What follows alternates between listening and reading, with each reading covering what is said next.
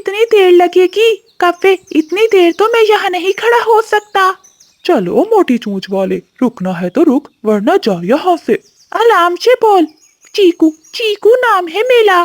ठीक से बात कर मुझसे, पहले तू तोतला है, अब तेरी टांगे तोड़कर तुझे लंगड़ा भी कर दूंगा।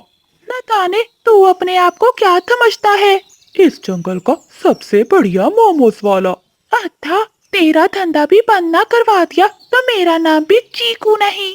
चीकू तोता गुस्से में अपने घर वापिस आ जाता है। चीकू जी, कहाँ गए थे आप सुबह से? कब से आपका इंतजार कर रही हूँ। तुझ नहीं टिंकी, बस घूमने गया था। जंगल में घूमने से अच्छा है कि तुम भी एक मोमोज का ठेला लगा लो। देखा है उन कफों को, कितना अच्छा चलता है उनका धंधा। अपनी पत्नी की बात सुनकर चीकू तोता मन में सोचने लगता है। अरे वाह, टिंकी ने तो बहुत अच्छी तरकीब दी है। अब मैं भी उस काफे से बदला लूंगा। टिंकी, तुमने आज मेरी आंखें खोल दी है। अब मैं भी लगाऊंगा मोमोज का ठेला। क्या पति जी, आप सच बोल रहे हैं? हाँ, लेकिन एक समस्या है। क्या हुआ? अब क्या समस्या है? टिंकी, मुझे तो मोमोज बनाने ही नहीं आते। आप चिंता क्यों करते हैं? मैं आपको घर से मोमोज बना कर दूंगी, बस आप जाकर उन्हें बाजार में बेच आया करना। तो ठीक है टिंकी, मैं कल से अपना ठेला लगाऊंगा। अगले दिन चीकू तोता जंगल के बाजार में अपना ठेला लगाकर मोमोज बेचने लगता है। आओ आओ पक्षियों, मोमोज ले लो, गरम गरम मोमोज ले लो। चीकू तोते की आवाज सुनकर बादल कौवा गुस्से से उसके पास जाता है। क्यों भी मोटी चोंच वाले, तेरी हिम्मत कैसे हुई यहाँ अपना ठेला लगाने की? अच्छा कफ्फे, मुझे अपना ठेला लगाने के लिए किसी से पूछने की जरूरत नहीं है। तोते की बात सुनकर कपे को गुस्सा आता है। देख तोते, अपना ठेला यहाँ से हटा ले, वरना। वरना क्या? तो डरना है डर लो, मैं अपना ठेला यहाँ से नहीं हटाऊंगा। बादल कौवा गुस्से में वहाँ से चला जाता है। दिन भर चीकू तोता अपने मोमोज बेचता है, लेकिन कोई भी पक्षी उसके मोमोज खरीदने नहीं आता। शाम को अपना ठेला लिए थका हारा तोता घर जाता है। क्या हुआ पति जी, आज मोमोज सारे बिक गए क्या? फिर चीकू तोता सारी बात अपनी पत्नी को बताता है। क्या करूं चिंकी, अब मैं क्या अपना धंधा बंद कर दूं? नहीं नहीं पति जी, आज तो आपके काम का पहला दिन था, इतनी जल्दी हार नहीं मानते। अगर तुम कहती हो तो ठीक है, मैं करूँगा काम। अगले दिन भी चीकू तोता अपना ठेला लिए खाली बैठा था। मेरी तो किस्मत ही खराब है, जिस काम में हाथ डाला है कभी 2 दिन से ज्यादा नहीं चला। तोता उदास बैठा ये सब सोच ही रहा था कि तभी उसके पास कबूतर आता है। अरे तोते भाई, तुमने मोमोज का ठेला लगा लिया और मुझे बताया भी नहीं। तुम्हें इतने क्या, मैं जो काम भी करूं। अरे गुस्सा क्यों करते हो, मुझे 1 लीटर दूध दे दो। क्या दूध? तुम्हें यहाँ कोई गाय बंधी दिखाई दे रही है? तो फिर मैं कहाँ आ गया चिड़िया बहन। अरे अरे, मैं चिड़िया नहीं तोता हूँ, और मैं यहाँ मोमोज बेच रहा हूँ। अच्छा अच्छा, तो मुझे 1 प्लेट लगा दो मोमोज की। कबूतर वो सारे मोमोज खा जाता है। अरे क्या बात है इन पकोड़ों की, ये तो बहुत स्वादिष्ट थे। अच्छा अब मैं चलता हूँ। ताहा ताहा, पहले मेरे पैसे तो दो। कैसे पैसे? मैं तो तुम्हारा दोस्त हूँ, भला दोस्त से भी कोई पैसे लेता है? वैसे भी मेरे पास तो कोई पैसे नहीं। अच्छा, अगर पैसे नहीं थे तो मोमोज क्यों खाए? तभी तोता सोचता है, क्यों ना मैं इसे अपने ठेले पर काम पर लगा दूं, इससे मेरे पैसे भी वसूल हो जाएंगे। ठीक है, अगर तेरे पास पैसे नहीं है तो तू मेरे साथ मेरे ठेले पर काम करवाएगा। ठीक है तोते भाई, मैं काम करने के लिए तैयार हूँ। वैसे भी मेरे पास करने के लिए कोई काम नहीं है। दोपहर तक तोते के ठेले पर कोई भी ग्राहक नहीं आता। खले खले खले, मेरा मुंह क्या देख रहे हो? जाओ किसी ग्राहक पक्षी को लेकर आओ। ठीक है, मैं अभी किसी ग्राहक को लेकर आता हूँ।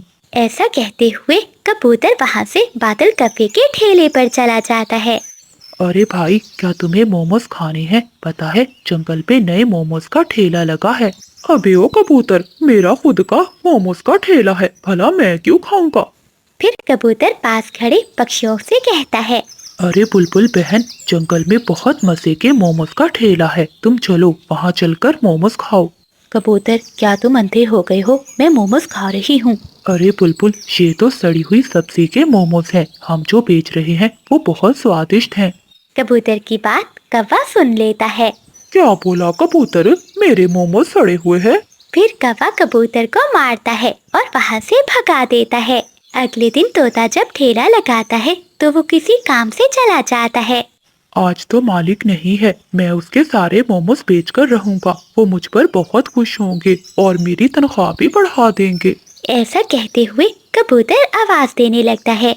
आओ पक्षियों आओ, स्वादिष्ट मोमोज खाओ, एक प्लेट 1 रुपए में। 1 रुपए की प्लेट सुनकर सभी पक्षी हैरान होते हैं। बादल कफे के पास जो पक्षी मोमोज खा रहे थे वो भी वहाँ चले जाते हैं। ऐसे कबूतर सारे मोमोज बेच देता है। आज तो मालिक बहुत खुश होगा। तभी तोता वहाँ आता है। अरे वाह वाह, ये क्या, मेरे साले मोमोज बिक गए, कहाँ है पैसे? मालिक ये लीजिए, 20 प्लेटों के 20 रुपए। क्या 20 रुपए? अरे गधे, एक प्लेट 20 रुपए की है। तूने तो मेरा नुकसान करा दिया। ऐसा कहते हुए तोता कबूतर को मारने लगता है और वहाँ से भगा देता है। कबूतर रोता हुआ वहाँ से चला जाता है। मौके का फायदा उठाकर बादल कौवा कबूतर के पीछे जाता है और वो कबूतर को भड़काने लगता है। देखो कबूतर, तुम कितने अच्छे हो, तुमने उसका भला किया और उसने तुम्हें ही मारा। हाँ कव्वे यार, वो बहुत बुरा है, मैं उसे अपना बदला जरूर लूंगा। हाँ कबूतर यार, मैं तो कहता हूँ तुम उसके ठेले को आग लगा दो। हाँ तुम ठीक कह रहे हो, मैं आज रात को ही उसके ठेले को आग लगा दूंगा। इतना कहकर गुस्से में कबूतर वहाँ से चला जाता है। हो, अब लगा निशाना तीर पर। रात के अंधेरे में कबूतर मशाल लिए तोते के ठेले की ओर जा रहा था। तभी उसकी याददाश्त चली जाती है। तभी वो तोते के घर जाने की बजाय कौवे के घर की ओर चला जाता है। कबूतर कौवे के ठेले में आग लगा देता है और वहाँ से चला जाता है। अगली सुबह जैसे ही बादल कौवा अपने ठेले को देखता है तो चौंक जाता है। ए ऊपर वाले, ये क्या हो गया? मुझे मालूम है ये जरूर उस पागल कबूतर ने ही किया होगा, लेकिन अब मैं ये बात किसी को बता भी नहीं सकता। हाय मैं लुट गया, मैं बर्बाद हो गया। उधर कौवे का ठेला ना होने की वजह से तोते के ठेले पर रश लग जाता है। बेलापुर के जंगल में एक कोमल नाम की चिड़िया रहती थी। उसके माता पिता की मृत्यु हो चुकी थी। ए ऊपर वाले, आपने मेरे साथ ऐसा क्यों किया? मुझसे मेरे माता पिता क्यों छीन लिए? अब मैं जंगल में किसके सहारे रहूंगी? अगली सुबह कोमल चिड़िया पूरे जंगल में काम ढूंढने निकलती है। सुबह से ढूंढ रही हूँ लेकिन कोई काम भी नहीं मिल रहा। तभी कोमल चिड़िया एक कबूतर चाचा के पास जाती है जो अंडे बेचता था। चाचा जी, आप मुझे अपनी दुकान पर रख लीजिए, मैं ये आपके अंडे घरों में बेचाया करूँगी। बेटी तुम बहुत छोटी हो, तुम ये अंडे नहीं बेच सकती। हाँ तुम ऐसा करना, मेरे मुर्गी फार्म में अंडे जमा कर दिया करना। ये सुनकर कोमल चिड़िया खुश हो जाती है और अगले दिन से मुर्गी फार्म पर अंडे इकट्ठे करने लगती है। अब उसी से उसका गुजारा बहुत अच्छा चल रहा था। एक दिन, अरे कोमल बिटिया, इस मुर्गी की टांग पर क्या हुआ है? लगता है इसे कोई बीमारी हो गई है। तुम इस मुर्गी को ले जाओ और इसे चील की दुकान पर दे आना, वरना ये बाकी मुर्गियों को भी बीमार कर देगी। लेकिन चाचा, वो तो इस मुर्गी को काट कर बेच देगी। हाँ तो ये ठीक ही तो है, अब इस मुर्गी का यहाँ पर कोई काम नहीं है। कबूतर चाचा, आप ये मुर्गी मुझे दे दें। तुम इस बीमार मुर्गी का क्या करोगी? चाचा जी, आप मुझे ये मुर्गी दे दीजिए ना, प्लीज। कोमल चिड़िया के जिद करने पर कबूतर चाचा उसे मुर्गी दे देता है। चिड़िया खुश होकर वो मुर्गी लेकर अपने घर चली जाती है। मुर्गी, आओ मेरे पास, मैं तुम्हारी चोट पर हल्दी लगा देती हूँ। मेरी माँ कहती थी कि चोट पर हल्दी लगाने से चोट जल्दी ठीक हो जाती है।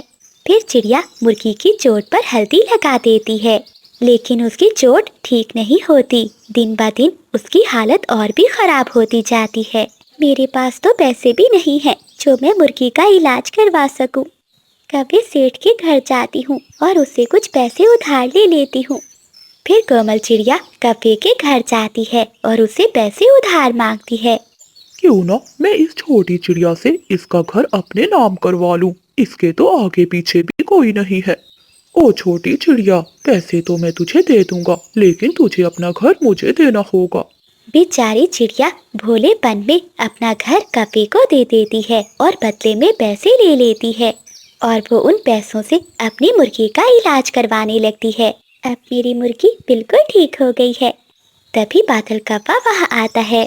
चल चल चिड़िया, निकल यहाँ से, ये घर अब मेरा है। मैं अकेली कहाँ जाऊंगी? मैं जल्द ही आपके पैसे आपको लौटा दूंगी। बादल कौवा चिड़िया की एक बात भी नहीं सुनता और उसे घर से निकाल देता है। चिड़िया अपनी मुर्गी को उठाए रो रही थी।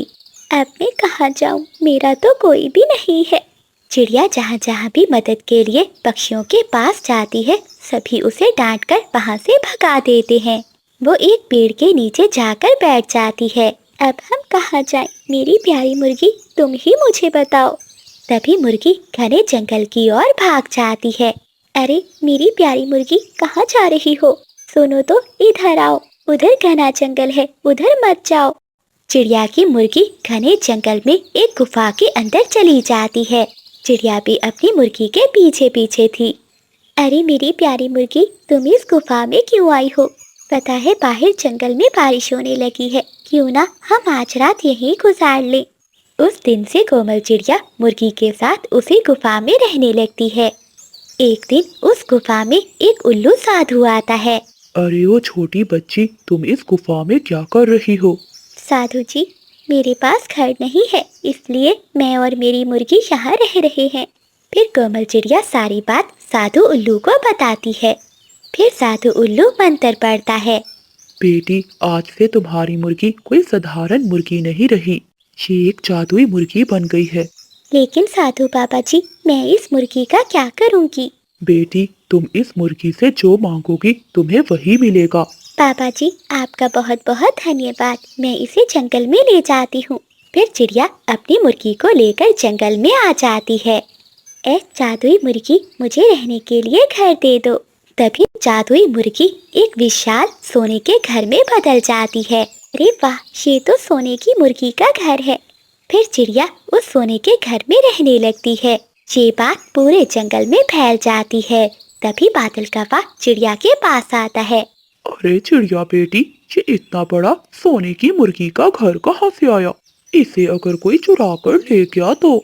तुम्हें तो पता है पास के पहाड़ी इलाके में उल्लू रहते हैं, वो बहुत बड़े चोर हैं, वो तुम्हें मारकर ये घर ले जाएंगे।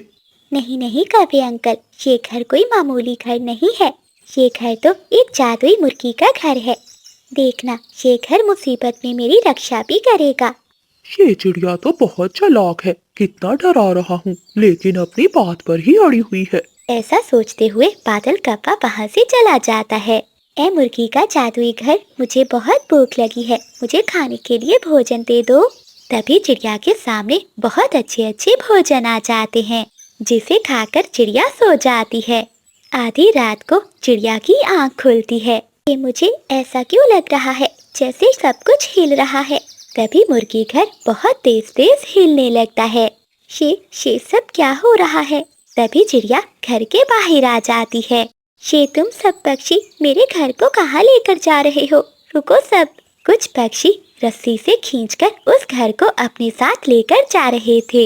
ए जादुई मुर्गी का घर, इन पक्षियों को अच्छा सबक सिखाओ। जैसा तुम चाहती हो वैसा ही होगा। तभी जादुई सोने का घर जादू करता है और ढेर सारी मुर्गियां आकर उन पक्षियों को वहां से भगा देती हैं। ऐसे ही एक दिन एक बूढ़ा तोता वहां आता है। क्या हुआ तोते अंकल जी, आप ऐसे रो क्यों रहे हैं? क्या बताऊं बेटी, मैंने अपने बेटे के इलाज के लिए कौवे सेठ से पैसे उधार लिए थे। उसने चालाकी से मेरा घर ले लिया, अब वो मुझे घर से निकाल रहा है। अब मैं कहाँ जाऊंगा? तोते अंकल जी, आप चिंता नहीं करें, मैं कुछ करती हूँ। ए जादुई सोने की मुर्गी, मुझे कुछ पैसे दो। मुझे तोते के घर को कौवे सेठ से छुड़वाना है। तभी चिड़िया के सामने ढेर सारे पैसे आ जाते हैं। चिड़िया पैसे लेकर कौवे सेठ के पास जाती है। ये लो कौवे अंकल, ये रहे पैसे, अब तोते के घर को लौटा दो। अच्छा, अब तो पक्षियों की मदद करेगी, जा भाग जा यहाँ से, मैं नहीं दूंगा घर। हाँ छोटी चिड़िया, एक शर्त पर मैं घर दे सकता हूँ। अगर तू वो विशाल जादुई सोने का घर मुझे दे दे।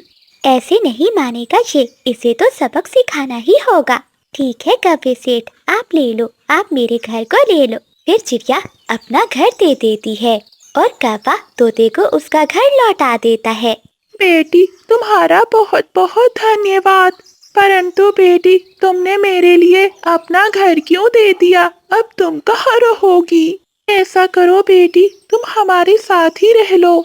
आप देखते रहिए तोते अंकल कि इस कौवे को अब मैं कैसा मजा सिखाती हूँ। अब ये जादुई घर मेरा हो गया, मैं रहूंगा इस घर में। ए जादुई घर, जरा जोर जोर से हिलकर तो दिखाओ।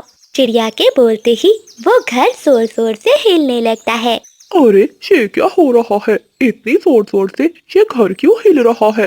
अरे मर गया मैं, मेरी कमर टूट गई। कौवा जल्दी से घर से बाहर आता है। रखो अपना घर अपने पास, मैं नहीं रहूंगा। क्यों कौवे अंकल, आप रहो इस घर में। ये घर तो ऐसे ही हिलता है क्योंकि ये जादुई मुर्गी का घर है। नहीं नहीं, मुझे नहीं रहना यहाँ। ऐसा कहते हुए बादल कौवा वहाँ से भाग जाता है और वो घर चिड़िया का हो जाता है। जंगल में आसमान पर गहरे स्याह बादल छाए हुए थे जो किसी आने वाले बड़े तूफान का संकेत दे रहे थे। कोमल चिड़िया अपने टूटे हुए घोंसले में अपने बेटे बबलू को पंखों में छुपाई बैठी थी, जिसका शरीर बुखार से तप रहा था। सो जा मेरे लाल, अभी तेरे पापा आते ही होंगे।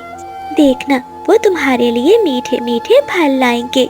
बस थोड़ी देर और मेरे बच्चे इंतजार कर लो। तभी कोमल चिड़िया को पंखों की फड़फड़ाहट सुनाई देती है। बंटी चिड़ा पिंकी चिड़िया के साथ घर आता है। शुक्र है बंटी जी, आप आ गए। देखे बबलू की हालत कितनी खराब है। बुलबुल डॉक्टर ने कहा है कि इसे ताकत की जरूरत है। क्या आप कुछ लाए हो? नहीं, कुछ नहीं लाया और अब से मैं कुछ लाऊंगा भी नहीं। देखो कोमल, मैं तुम्हारी इस रोज रोज की बीमारी और तुमसे बहुत तंग आ गया हूँ। मैं भी एक आजाद पक्षी हूँ और मैंने अपनी जिंदगी का फैसला कर लिया है। ये रही पिंकी, मैंने इससे शादी कर ली है। ये आप क्या कह रहे हैं बंटी जी? देखिए ना, हमारा घर है, हमारा बच्चा है। क्या आपको अपने छोटे मासूम बच्चे पर भी तरस नहीं आया? तरस, मोहब्बत अब बोझ बन गई है। मुझे पिंकी चिड़िया मिल गई है। देखो तो ये कितनी सुंदर और जवान है। इसके पास रहने के लिए एक बड़ा आलीशान हरा भरा खेत भी है। मैं इसके साथ ही रहूंगा। आज के बाद मेरा इंतजार मत करना, मैं तुम्हें और इस बीमार बच्चे को हमेशा के लिए छोड़कर जा रहा हूँ। ऐसा कहते हुए बंटी चिड़ा पिंकी चिड़िया को लेकर वहाँ से चला जाता है। ये सब देखकर कोमल चिड़िया रोने लगती है। वो बेचारी मासूम चिड़िया करती भी तो क्या, वो अपने बेटे के पास बैठ जाती है। उसी समय सामने बैठे बादल और बिजली ये सब देख रहे थे। बादल जी, देखा बंटी तो चला गया किसी और चिड़िया के साथ। अब ये छोटी चिड़िया कहाँ से हमारे घर का किराया देगी? हाँ बिजली, तुम ठीक कहती हो। चलो इसे घर से निकाल देते हैं और किसी पक्षी को घर किराए पर दे देंगे। ऐसा कहते हुए वो दोनों पति पत्नी चिड़िया के पास जाते हैं। हाय हाय चिड़िया, तेरा पति तो उड़ गया। अब तू हमारे घोंसले का किराया कैसे देगी? तेरा तो इस जंगल में कोई और भी नहीं है। तू अपना सामान उठा और यहाँ से दफा हो जा। बिजली बहन, ऊपर वाले के लिए मुझ पर रहम करो। मेरा बच्चा मर रहा है और बाहर तूफान है। मैं इसे लेकर इस हाल में कहाँ जाऊंगी? कम से कम आज की रात तो हमें यहाँ रहने दो। देख चिड़िया, अगर तू कह रही है तो ठीक है। आज की रात है तेरे पास। कल का सूरज निकलते ही तुम यहाँ से चली जाना, वरना तुझे धक्के देकर बाहर निकाल दूंगा। ऐसा कहते हुए बादल और बिजली वहाँ से चले जाते हैं। कोमल चिड़िया अपने बेटे को पंखों से लगाकर फूट फूट कर रोने लगती है। तभी जंगल में बारिश भी शुरू हो जाती है। कोमल चिड़िया अपनी टूटी हुई हिम्मत जमा करती है और अपने जख्मी दिल के साथ तोते के घर जाती है। तोता और तोती अपने लकड़ियों के घर में बैठे अमरूद खा रहे थे। कोमल चिड़िया दरवाजे पर जाकर दस्तक देती है। तोते भैया, तोती बहन, जल्दी दरवाजा खोले, मेरी बात सुने। पति जी, इस समय अब कौन आ गया है? चलो चलकर देखते हैं। ऐसा कहते हुए तोता और तोती अपना छाता लिए बाहर आते हैं। तोते भैया, मेरा पति मुझे इस हाल में छोड़कर चला गया है। मेरे पास अपने बच्चे को खिलाने के लिए एक भी दाना नहीं है। बबलू की सांसें उखड़ रही हैं। आप मुझे थोड़ा सा भोजन दे दे। चिड़िया की बात सुनकर तोती बोलती है, देखो कोमल, इस समय हमारे पास कुछ भी नहीं है। हमने थोड़ा भोजन जमा किया है क्योंकि कल मेरी माँ और मेरी बहन आने वाली है। अगर वो भोजन हमने तुम्हें दे दिया तो हम उन्हें क्या खिलाएंगे? और वैसे भी अगर तुम्हारा पति तुम्हें छोड़कर गया है तो इसमें तुम्हारी ही गलती होगी। तोती बहन, ऐसी बातें मत करो। इस समय मेरे मासूम की जान का सवाल है। वो भूख और बुखार से नीला पड़ रहा है। देखो कोमल, चिंकी ठीक कह रही है। हम तुम्हें भोजन देकर अपनी दावत खराब नहीं करना चाहते। तुम बंटी कबूतर के पास जाओ, हो सकता है उसके पास कुछ दाने बचे हो। अब जाओ, हमारी नींद खराब हो रही है। कोमल चिड़िया मायूसी और दुख के बोझ तले दबी हुई कबूतर के पास जाती है, जो अपने घोंसले में बैठा बारिश का मजा ले रहा था। कबूतर भैया, बबलू बहुत बीमार है। इसने कल से कुछ नहीं खाया। क्या आपके पास थोड़ा सा दाना होगा? ओह कोमल बहन, तुमने बहुत देर कर दी आने में। अभी थोड़ी देर पहले ही मैंने सारा दाना खत्म किया है। अब तो मेरे पास भी कुछ नहीं है। जंगल में तो बहुत तेज बारिश हो रही है। ऐसी बारिश में अब मैं अपने घोंसले से भी नहीं जा सकता। हाँ, अगर तुम सुबह आओगी तो मैं दाना ढूंढकर तुम्हें दे दूंगा। कोमल चिड़िया को महसूस होता है कि इस जंगल के सभी पक्षी अब पत्थर दिल बन चुके हैं। ए ऊपर वाले, सबने अपने दरवाजे बंद कर लिए, पर तेरा दरवाजा तो खुला है। मैं इस बारिश में अपने बेटे के लिए कहाँ से दाना ढूंढूं? लेकिन मुझे हिम्मत नहीं हारनी होगी। मेरे बच्चे की रक्षा करना। अगर मैं वापस ना आ सकूं तो इसे अपने पास बुला लेना, पर इसे तड़पने ना देना।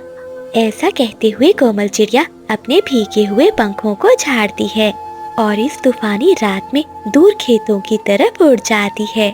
जंगल में तूफान बहुत बढ़ गया था। आसमान पर बिजली कड़क रही थी। हवाओं की रफ्तार बहुत तेज थी। ऐसी हवा में छोटे पक्षियों का उड़ना नामुमकिन था। परंतु कोमल चिड़िया ऐसी बारिश और हवाओं में भी उड़ती है। वो बहुत मुश्किल से एक वीरान खेत में पहुंचती है। वो खाली खेत में इधर उधर अपनी चोंचें मारती है कि शायद उसे कोई दाना मिल जाए। तभी कोमल चिड़िया को एक दाना मिल जाता है।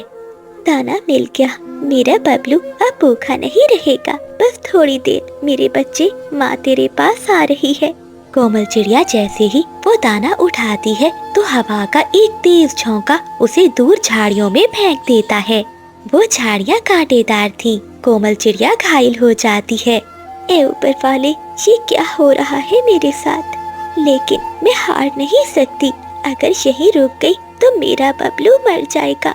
मुझे जीना होगा मेरे बेटे के लिए। कोमल चिड़िया अपनी पूरी ताकत लगाती है और उस झाड़ियों से बाहर निकलती है। उसका पंख घायल हो जाता है, लेकिन वो उसकी परवाह नहीं करती। वो लड़खड़ाती हुई उड़ती है और अपनी चोंच में दाना दबाए रखती है। बबलू मेरे लाल, उठो, देखो माँ दाना लाई है। मैंने किसी से भीख नहीं मांगी। बेटे, मैं खुद लेकर आई हूँ। खा लो मेरे बच्चे। तुम ठीक हो जाओ, फिर हम यहाँ से दूर चले जाएंगे। बबलू घोंसले में बड़ा हुआ था। इसकी आंखें आधी खुली थी, लेकिन इनमें कोई चमक नहीं थी। कोमल चिड़िया जब अपना पंख बबलू को लगाती है तो वो बर्फ की तरह ठंडा पड़ चुका था। वो भूख और बुखार के कारण बहुत देर पहले ही दम तोड़ गया था। कोमल चिड़िया जोरदार चीख मारती है, नहीं, ऐसा नहीं हो सकता।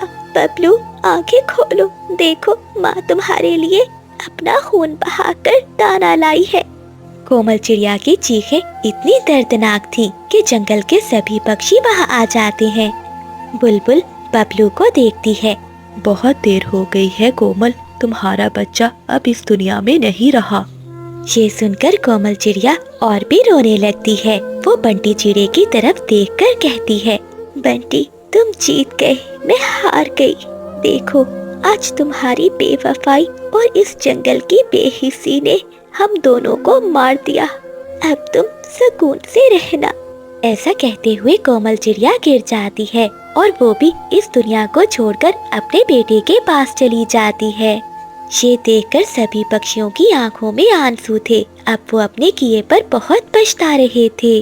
बुलबुल कहती है, आज तुम सब मुजरिम हो। तुम्हारी बेहिसी ने एक माँ को मार दिया। आज से ये पेड़ कभी हरा नहीं होगा, क्योंकि यहाँ एक माँ की आखिरी पुकार गूंजी है। मैंने सब पर बात कर दिया। मैंने अपनी जिंदगी बनाने के लिए अपने परिवार को ही खो दिया। अब मैं इस बोझ के साए तले कैसे जीऊंगा। बंटी चिड़ा ऐसे जोर जोर से रोने लगता है, लेकिन अब पछतावे के अलावा उसके पास कुछ भी नहीं बचा था।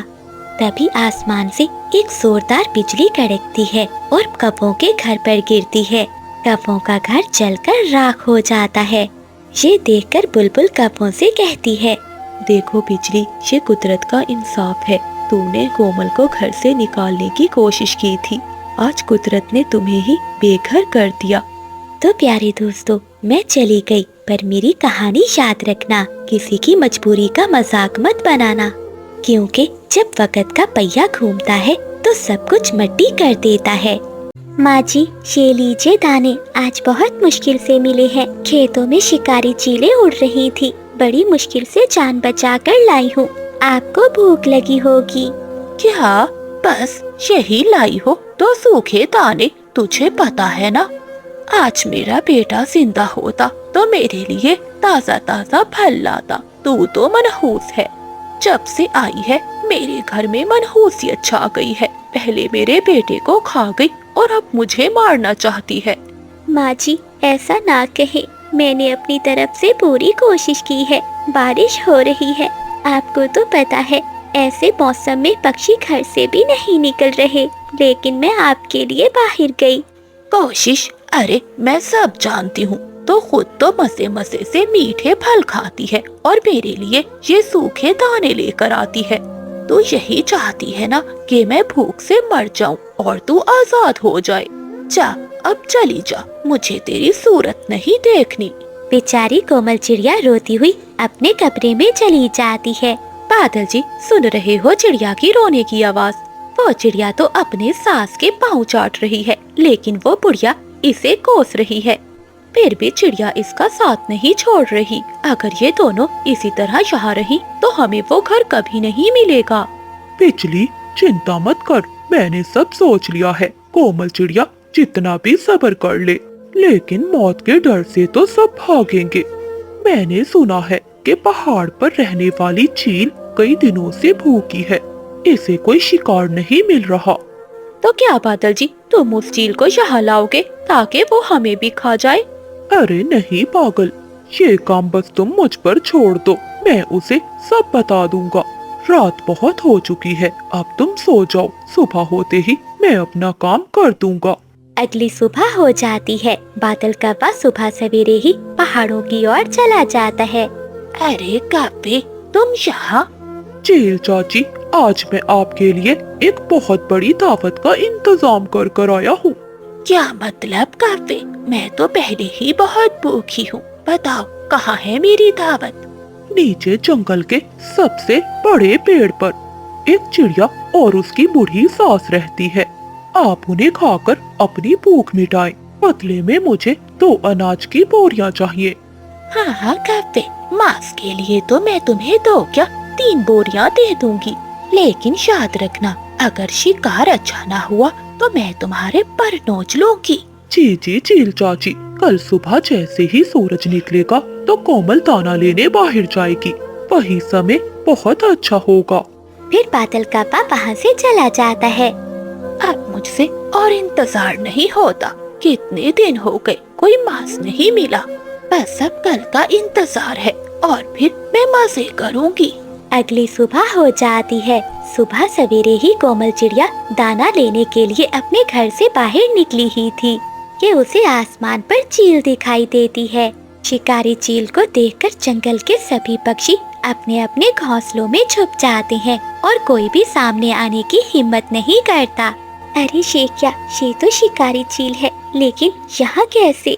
चील तेजी से आगे बढ़ती है और चिड़िया के सामने आकर खड़ी हो जाती है। अरे वाह, यहाँ तो बहुत नरम और नाजुक शिकार है। आज मेरी भूख मिट जाएगी। बाहर आवाज सुनकर चिड़िया की सास भी आ जाती है। अरे वाह, दो शिकार। पहले इस बुढ़िया का शिकार करूंगी और फिर चिड़िया तेरा। रुक जाओ सालिम चील, आगे मत बढ़ना। कोमल, ये क्या? मुझे बचा ले बेटी, मुझे खा जाएगी ये चील।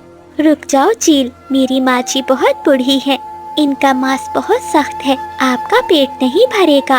अगर तुम शिकार करना ही चाहती हो तो मुझे पहले खा लो, लेकिन मेरी माची को छोड़ दो। ये सुनकर चिड़िया की सास दंग रह जाती है और उसकी आंखों में आंसू आ जाते हैं। नहीं कोमल बेटी, तू जवान है, तेरी जिंदगी अभी बाकी है। चील, तू मुझे उठा ले, मैंने बहुत जी लिया, मेरी बच्ची को कुछ ना कहना। चील उन दोनों की बातें सुनकर हैरान होती है। क्या तुम दोनों एक दूसरे के लिए मरने को तैयार हो? चिड़िया, मैंने सुना है ये वही सास है ना जो तुझे मनहूस कहती थी। क्या तू इसके लिए पहले मरना चाहती है? चील, मेरी माँ ने जो कहा वो इनका गुस्सा था, पर वो मेरी माँ है। माँ कैसी भी हो, लेकिन अपनी संतान को मरता हुआ नहीं देख सकती। बादल जी, अब तक तो चील ने उन्हें खा लिया होगा, मुझसे अब और इंतजार नहीं होता। मुझे तो अब चिड़िया के नरम नरम घोंसले में जाकर सोना है। हाँ बिजली, अब तक चील ने अपना काम कर दिखाया होगा। बादल कप्पा इतना कहता ही है कि पीछे से चील आकर उसे दबोच लेती है। चचा चील, मुझे छोड़ दो, ये घर नहीं साथ वाला घर है चिड़िया का।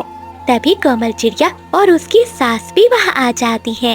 बादल, तो इतना गिरा हुआ निकला, मैंने सोचा नहीं था। मैं हमेशा तुम कौवों को अपना हमदर्द समझती थी, लेकिन तुमने मेरा और मेरी बहू का सौदा कर लिया। काले कप्पे, चिड़िया की सास बिल्कुल ठीक कह रही है। तो जैसे नीच पक्षी मैंने पहले कभी नहीं देखे। अरे नहीं नहीं चील, मैं तो आपका फायदा ही सोच रहा था कि आपको ताजा ताजा मांस मिलेगा और मुझे। तुझे कुछ नहीं मिलेगा। जो अपने पड़ोसियों का सगा नहीं, वो मेरा क्या वफादार होगा। आज मेरा शिकार चिड़िया और उसकी सास नहीं, बल्कि तुम होगे। चील के डर से बिजली कप्पी तो भाग जाती है, लेकिन चील काले कप्पे को दबोचकर अपने साथ ले जाती है। कोमल बेटी, मुझे माफ कर दे, तू मेरी बेटी है। मैंने तुझे मनहूस कहा, तुझ पर जुल्म करती रही। जब मौत मेरे सामने आई तो तूने अपनी जान की परवाह किए बगैर मुझे बचा लिया। तो सास कहने के भी लायक नहीं हो। माँ जी, ऐसा ना कहे, माँ तो माँ होती है, भले वो कितना ही गुस्सा करे। मैंने जो किया वो मेरा फर्ज था। तो प्यारे दोस्तों, इस कहानी को लाइक, चैनल को सब्सक्राइब और अपने दोस्तों के साथ शेयर करना मत भूलिएगा। आपका धन्यवाद। बिजली कप्पी आईने के सामने बैठी मेकअप कर रही थी। तभी बादल कप्पा चोंच में एक रोटी का टुकड़ा लेकर आता है। देखो देखो बिजली, मैं तुम्हारे लिए क्या लाया हूँ। रखो ये सूखी रोटी अपने पास। देखो मेरी आँखों के गिर्द कितने हल्के पड़ गए हैं। पता है बादल, उस कबूतर ने कबूतरी को मोतियों का हार दिया है और एक मैं यहाँ इस टूटे हुए घोंसले में अपनी जिंदगी बर्बाद कर रही हूँ। परंतु बिजली, मैं भी तो तुम्हारी हर जरूरत पूरी करता हूँ। क्या जरूरत? बादल, मुझे जरूरत नहीं बल्कि ऐश चाहिए। इस बोरिंग जंगल और तुम्हारी इस काय से मैं तंग आ गई हूँ। न जाने मेरी माँ ने मेरी शादी तुमसे क्यों कर दी। मुझे तो कोई ऐसा सुंदर कौवा चाहिए था। मुझे तो ऐसा पति चाहिए था जो मुझे जंगलों की सैर कराए और हीरों में तोल दे। बस बहुत हो गया, मैं जा रही हूँ ठंडी नदी पर, जहाँ बैठकर कम से कम मुझे सुकून तो मिलेगा। ऐसा कहते हुए बिजली कप्पी गुस्से में घर से चली जाती है। बिजली कप्पी नदी के किनारे जाकर बैठ जाती है और उदास होकर अपना अक्स नदी में देखती है। काश मैं भी किसी अमीर कौवे की पत्नी होती, तो मेरे पास भी बड़ा घर और गहने होते। ये बुढ़ा बादल तो मेरी एक भी ख्वाहिश पूरी नहीं कर सकता। बिजली कप्पी ऐसे बैठी बड़बड़ा रही थी कि अचानक एक कौवा जिसकी आंखों पर चश्मा लगा था, काय काय करता हुआ वहाँ आता है। वो बिजली कवि को देखकर बोलता है। ए ऊपर वाले, क्या मैं ख्वाब देख रहा हूँ? क्या नदी पर कोई परी उतर आई है या आसमान का कोई सितारा टूटा हुआ है? बिजली कवि उस कवि की बातें सुनकर खुश होती है। आप कौन हैं और यहाँ क्या कर रहे हैं? मेरा नाम भूरा कौवा है। मैं शहर वाले जंगल से आया हूँ। मैंने पूरे जंगल घूमे हैं और मेरा हीरों का व्यापार है, लेकिन आपकी सुंदरता के सामने कोहिनूर का हीरा भी फीका है। इतनी खूबसूरत कवि मैंने आज तक कहीं नहीं देखी। क्या सच में मैं इतनी सुंदर हूँ, लेकिन यहाँ मेरी कोई कदर ही नहीं करता। मेरा पति तो सारा दिन घर से बाहर रहता है। कदर तो वो करते हैं जिनके पास हीरा पहचानने वाली आँख हो। आपके ये पंख रेशम से भी नरम है। आपको तो चांदी के तख्त पर बैठना चाहिए। मेरा शहर वाले जंगल में एक बहुत बड़ा घर है जो गहनों से भरा हुआ है। अगर आप चाहें तो वो सब आपका हो सकता है। ये सारी बातें सुनकर बिजली कवि की आंखों में चमक आ जाती है। क्या सोच रही हैं कवि जी? आज रात मैं वापस शहर वाले जंगल की तरफ जा रहा हूँ। तुम पुरानी गार के पास आ जाना, वहाँ से हम दोनों साथ चलेंगे। जी भूरे जी, आप तो मेरे ख्वाबों के राजा निकले। मैं जरूर आऊंगी। वो बुढ़ा बादल तो कभी मुझे उस नदी के पार भी नहीं लेकर गया। अब मैं उसके साथ नहीं रह सकती। मैं रात होते ही पहुँच जाऊंगी। ऐसा कहते हुए वो कौवा वहाँ से चला जाता है और बिजली कवि खुशी खुशी अपने घर लौट जाती है। चीकू तोता, कोमल चिड़िया और कबूतर तीनों मैदान में बैठे दाना खा रहे थे।